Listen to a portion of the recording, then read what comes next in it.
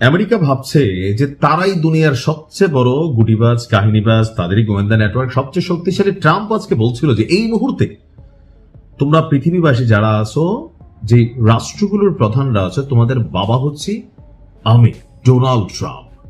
যা খুশি তাই করবো, তোদেরকে মারবো, তোদেরকে ঠাপাবো, তারপর তোরা আমাদেরকে তেল মারবি, আর নয়তো ক্ষমতা থেকে সরাই দিব। তো ক্ষমতা বড় পিচ্ছিল জিনিস, সবার কাছে ভাল লাগে।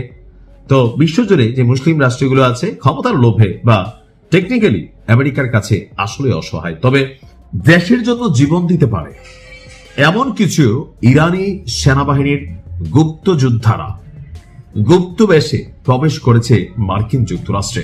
আর আমি যখন এই কথা বলছি, এটার প্রমাণ হচ্ছে যুক্তরাষ্ট্রে খুবই গুরুত্বপূর্ণ এবং কি ভৌগোলিকভাবে অত্যন্ত তাৎপর্যপূর্ণ একটা শহর হচ্ছে ফিলাডেলফিয়া।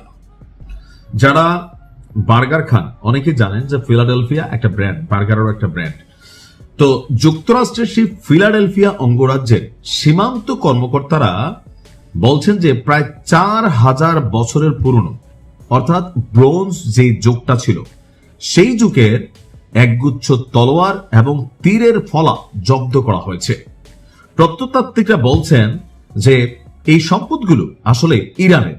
তো হঠাৎ করে যখন এই যুদ্ধ চলাকালীন একটা পরিস্থিতি, তো কেউ কেউ বলছেন যে মার্কিনীদের বিপরীতে ইরানের যে সাপোর্টার শ্রেণী আছেন, হতে পারে ইরানের জনগণ অথবা আর বিভিন্ন জায়গা। আপনি দেখেন পাকিস্তানে কয়েক ডাবল ডিজিটের মানুষ, সম্ভবত 20 থেকে 30 জন মারা গেছে।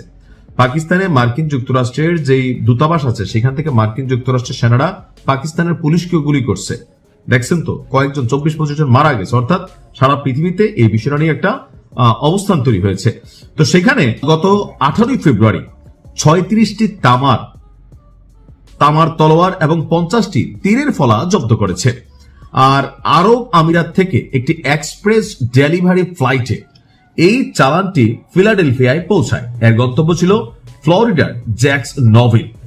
সংঘাত শুরুর পর থেকে দুই দেশ তাদের সীমান্ত প্লাস এয়ারপোর্টগুলো, ইমিগ্রেশনগুলো সেখানে খুবই গুরুত্বপূর্ণ চেকিং বসিয়েছে, কারণ যে কোনো সময় যে কোনো ঘটনা ঘটতে পারে।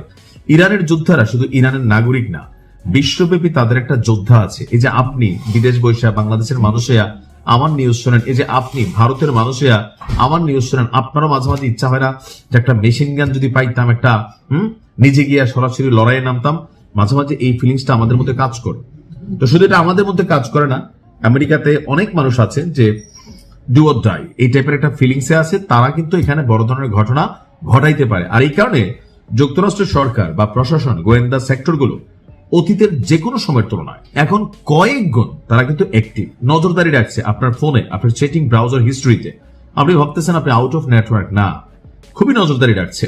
তো সবকিছু মিলিয়ে বলা হচ্ছে যে একটা বড় ধরনের অঘটন আমেরিকার ভেতরে ঘটানোর জন্য চেষ্টা করছে ইরান। আর এজন্য তাদের যারা গুপ্ত যোদ্ধা আছেন, ছদ্মবেশী যোদ্ধা আছেন, তারা ছড়িয়ে পড়েছে। মার্কিনীদের প্রতি সরকারের আহ্বান আছে যে কোনো ধরনের সাসপিশিয়াস অ্যাক্টিভিটিস দেখলেই রাষ্ট্রকে অবহিত করা। দেখা যাক কি হয়।